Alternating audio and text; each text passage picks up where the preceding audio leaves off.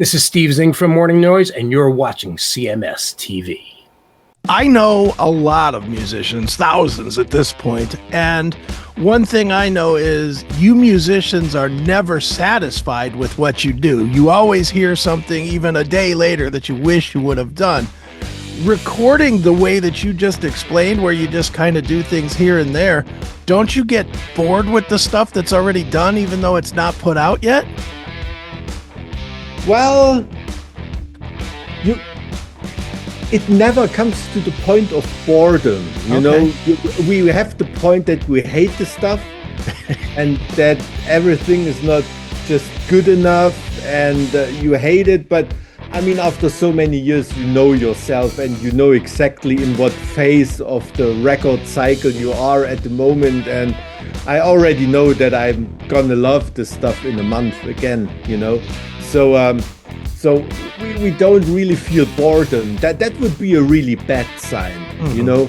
If you have like some kind of a mediocre feeling towards the music, that's not good.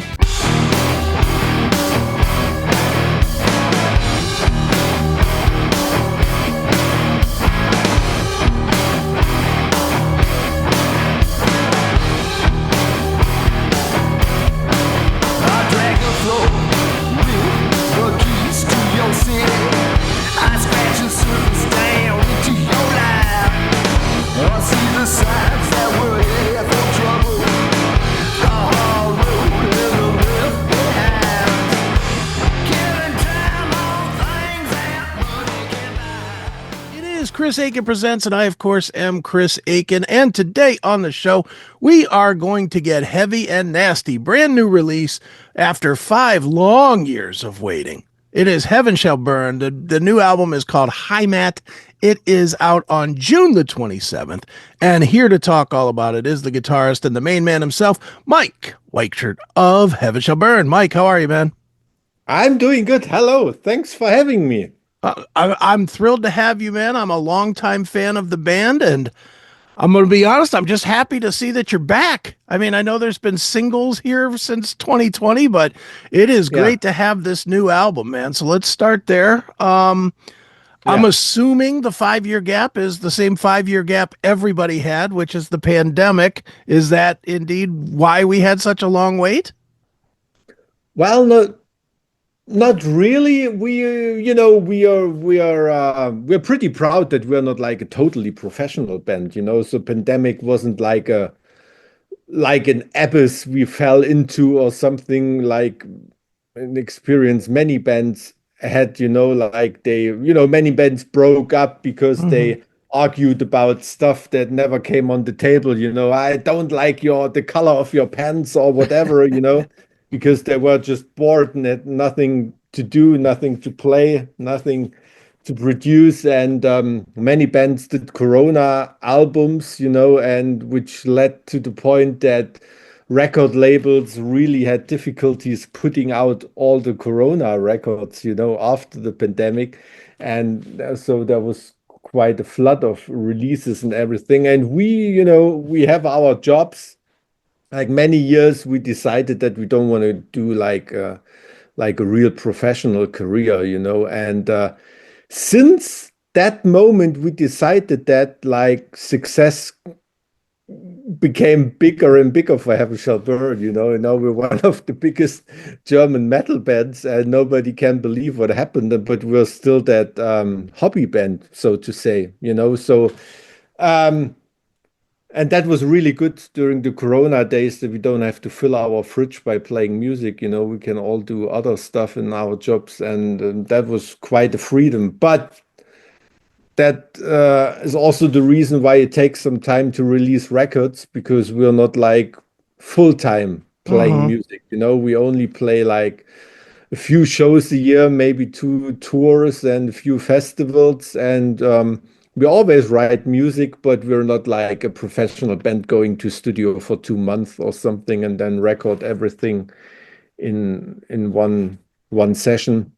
Okay. We do it once in a while, peu à peu, and And yeah, but that's the reason why we only release music when we have something to say and when we think the music is ready to be released, you know. So sometimes you can wait like 5 years, and you have to take in account as well that the last record of Truth and Sacrifice was a double album, you know, Hmm. so it was quite an outlet of creative energy and an outburst, so to say.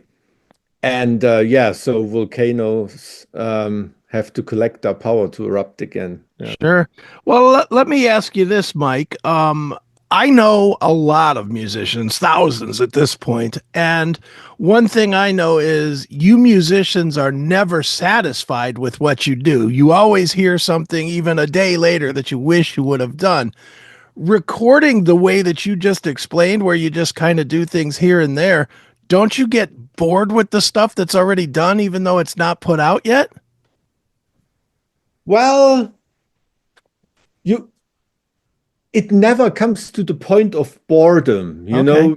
We have the point that we hate the stuff and that everything is not just good enough and you hate it. But I mean, after so many years, you know yourself and you know exactly in what phase of the record cycle you are at the moment. And I already know that I'm gonna love this stuff in a month again, you know. So we don't really feel boredom. That would be a really bad sign, you Hmm. know. If you have like some kind of a mediocre feeling towards the music, that's not good. But if you hate it or you love it, you're enthusiastic or you're I don't know, you're disappointed or Hmm. whatever, you know, every extreme feeling towards the music is okay, you know, because it it means it transports some kind of emotion and it makes you feel something, you know, like being bored or indifferent about it, that would be a really bad sign. And fortunately, we never had that, you know. Sure, definitely. And the thing is, as I said, we all have our jobs. We have like half of our life is music, half of our life is the all day life. Everybody has. So if we are in the all day life, half of our life, we really collect a lot of power to take part in the music life as well, you know. So Hmm. there might be weeks we don't listen to music as well because we have to do so much stuff in our jobs and professions, and that gives you new energy to listen to the music, to your own Sure, music as well. Yeah. definitely. Well, Mike, let's dig into the record a little bit. Heimat, if I'm not mistaken, means homeland. So I'm assuming you're Yes. writing about Germany, or you're looking to share some thoughts about it. What? Give me a little bit of an idea of the concept on Heimat. Yeah, Heimat is a word that translates like roughly to homeland, but more in the meaning of a home. You know, it can also be like the yeah, how to say, like the essence of your mindset Okay. can also be a Heimat, you know, like your spiritual homeland or something like that. You know, it doesn't really mean necessarily like a place, you know, Okay. can also mean a time, you know, your origins, your roots, maybe, you know, that is closer to it. And on the record, we focused on different kinds of such homes, homelands, and stuff like that, you know, like in a spiritual way or different places all over the world. There are songs about Korea, about Afghanistan, about Poland, about Germany, of course, and also about our musical home where we come from. You know, we did a cover song for, covered Killswitch Engage on the record, and I have the Killswitch guys as well taking part in the song. Hmm. A band that really always influenced us and great friends of ours. And so we wanted to finally pay homage to this great band, you know. And yeah, so yeah, it's the meaning of Heimat like viewed from a very different set of angles and points of views, you know. Sure. Well, one thing that stands out even before you listen to it is the artwork. The artwork is very, very cool, and it Yeah, fits. When you see the deer kind of standing amidst absolute apocalyptic chaos. It's a Yeah. striking vision. Was that something that you guys came up with, or did you hire an artist that heard the music and had a vision, or how did that come to be? Oh, the artist didn't listen to the music, Eliran Kantor, which is like one of the most renowned cover artists of our days. So like the new Dan Seagrave, so to say, Sure. you know. Um, and Dan Seagrave, of course, is still great. Sounds like he's doing like really cool stuff again. And I talked to Eliran about the concept of Heimat, and he lives in Germany, and he kind of understands the German word and the tension that comes with it, because that term in Germany is quite occupied by right-wing populists, Mhm. and we kind of wanted to recapture that word as well. That is also why we take this very very romantic picture of like like a roaring like a roaring, what you call it, deer or boar or Deer, buck, yeah, right. Hmm. like a deer, yeah. um and twist it a little bit, and actually I wanted to have the deer being on flames, you Okay. know being ablaze all over and everything, and Eliran was like, oh come on, if cover artists don't know what to do in metal, then they use flames, and he sent me like 200, I'm not exaggerating, really 200 metal covers with flames. Right. And he talked me out of that flame idea. And like 3 weeks ago, he sent me the new Catatonia record cover with a deer on in flames on it. And Catatonia, of course, as always, it's a great artwork, Hmm. like that flame deer theme, like um, built up and shown in a really cool way. And I'm very thankful that we don't have like two deers, Right. two burning deers in the Right. same release month now. And yeah, so Illiran was like, yeah, thank me later. And yeah, he was really getting into this and having the deer in a very like fighting pose, Hmm. like screaming against the chaos, against the apocalypse. And it's a very, yeah, I think it's a very empowering image. It certainly And is. yeah, we once we saw it, we were all very happy with it. Sure. Hey, it's Chris Akin from the Classic Metal Show, Chris Akin Presents, and the Seth Williams Show, straight from the uncensored heart of the CMS network. We've just been crowned a certified Rumble creator, and that means we're bringing the heat. All our shows, commercial free, baby. Advance episode drops sometimes months before the normal release, so you're not stuck waiting. You'll get all this plus exclusive content for Rumble Premium subscribers that'll blow your mind. And with Rumble Premium, you'll get every CMS Network show and all of Rumble's other videos with no ads and no fluff. This is our official home, Rumble. It's raw, powerful, and unfiltered. You want in? Just hit us up at rumble.com/register/classic metal show to sign up for free commenting, chat live, and just your ability to join the chaos of all of our shows. Then while you're there, swing by any of our videos, smash that Rumble Premium button, and level up. Subscribe now. Don't sleep on this. Hit the link in the description. Well, let's talk about a couple of the tracks, Mike. Let's start with we'll start with Numbered Days, which is probably the most fun song on the record. Obviously, Jesse from Killswitch, who you mentioned, appears Yeah. on it as well. Talk about this song. Yeah, that this song is I remember when I heard it for the first time, I think it was still the demo tracks Adam sent over to a friend or something. And when I listened to it, I was like really new. Oh wow, this is gonna be something new, There was not like the metalcore game wasn't Mm-hmm. invented really back then. And I think this song is the way to play metalcore in the good old days, like having this Sure. Swedish like extreme metal riffs with like really good clean vocals and the idea for great melodies, you know. And nobody did that game better than Killswitch Engage back in the Hmm. days and still today. So this is actually for me the song that invented metalcore back in the days to me. Okay. I know there's a lot of discussion about is it this Avenged Sevenfold riff or Hmm. this Poison the Well song or something like that. Like this kind of metalcore for me is Killswitch Engage did it. They Sure. made the blueprint for it. And so it's some kind of a tribute to that Hmm. great band and friends.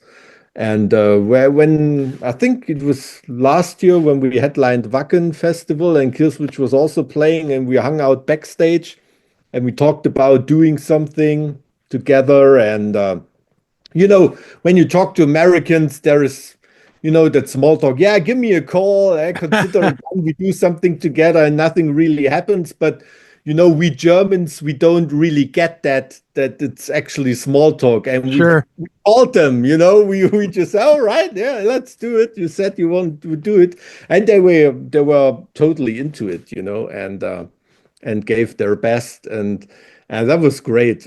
And I'm really happy I called them and didn't Sure. take it for small talk. Right And on. yeah, so that song is like a hint for our musical homeland where we come from, and Killswitch Engage, and also the bands before Killswitch Engage, like Overcast, Aftershock. We already were like really big fans of them, and also Mike D from Killswitch did the draw our first band logo and Right. did the cover artwork for our first record like more than 25 years ago. So it's a very, very long time term Sure. friend. And this is a tribute to it. Yeah. Definitely. The current single, I believe, is "Confounder," which is a cool song. One of the cooler ones in you guys' whole history. Can you tell me about Thank that you. that one, and specifically talk about using kind of that intro, because that's not normally. I mean, you guys have done that before, but the intro almost leads you into a different place musically before it really kicks you over.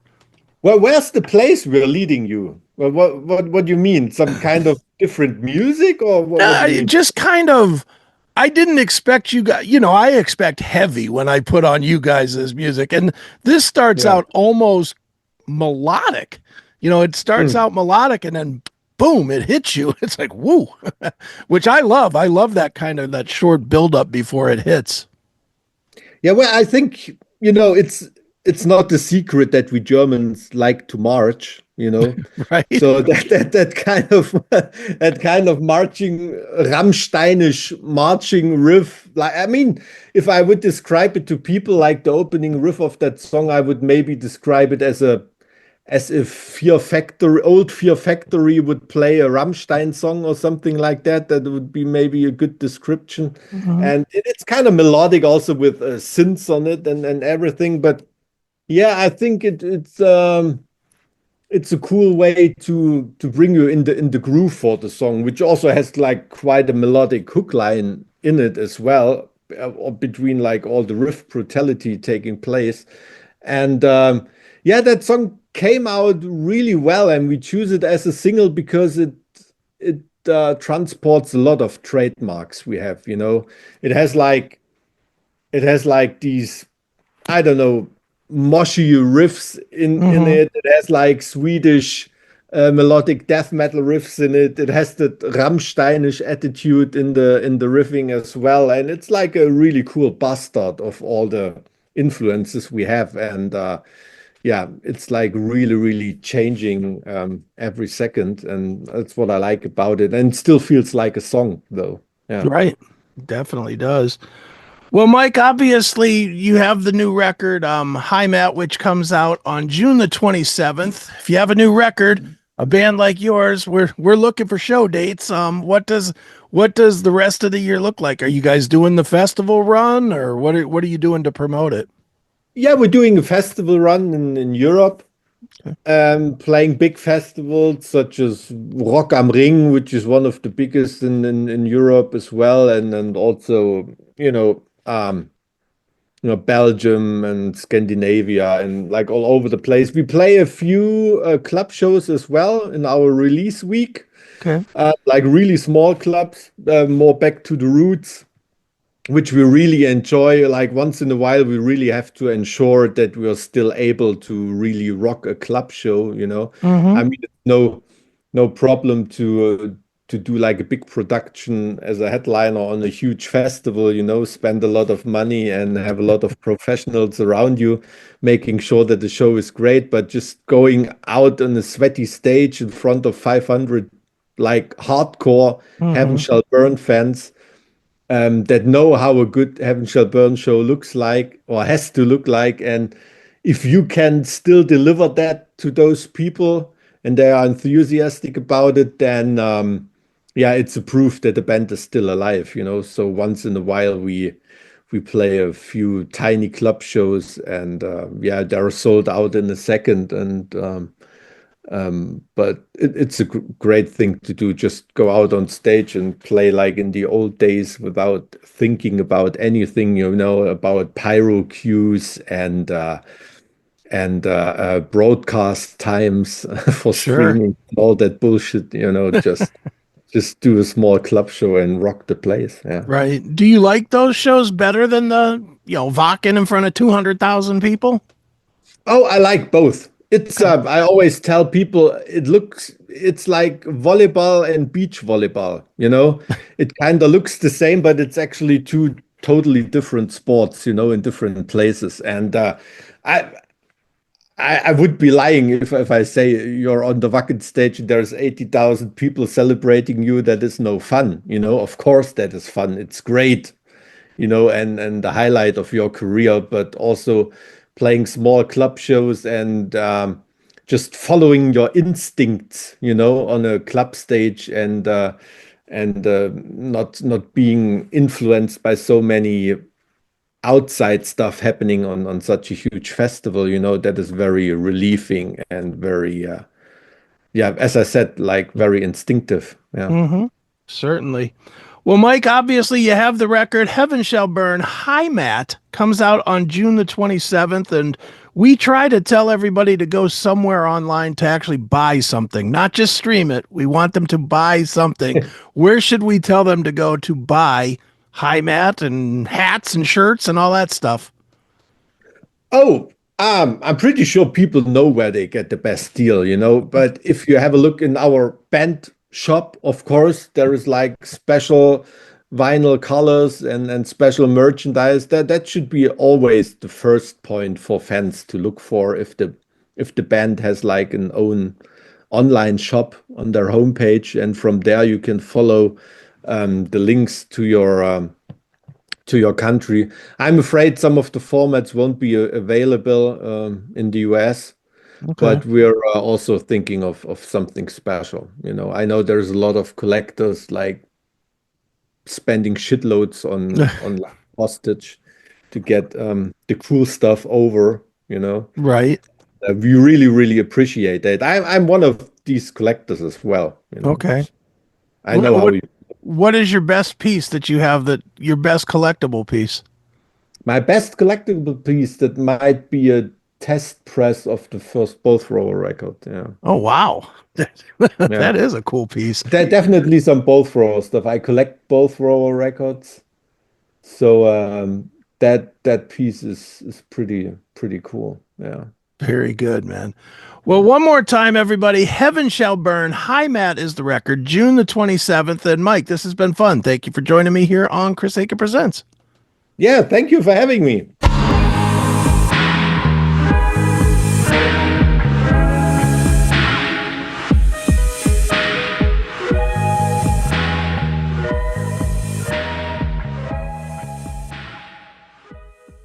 Welcome to the ultimate experience for hard rock and heavy metal fans. Introducing the CMS Locals VIP app, your #1 destination for all things on the CMS network. Dive into the classic metal show, Chris Akin Presents, Seth Williams Show, and more, all in one place. It's free to get started or elevate your experience with a subscription for just $4.99 a month. Go commercial-free, get advanced releases, and enjoy exclusive bonus episodes. Plus, it's the prime spot to chat with like-minded fans who love raw, uncensored commentary. Are you ready to rock? Download from your iOS or Android store, search for the CMS Network, and join the community now. It's free, it's easy, and it's the best way to keep our shows with you every single day. Install the Locals.com app today and follow the CMS Network.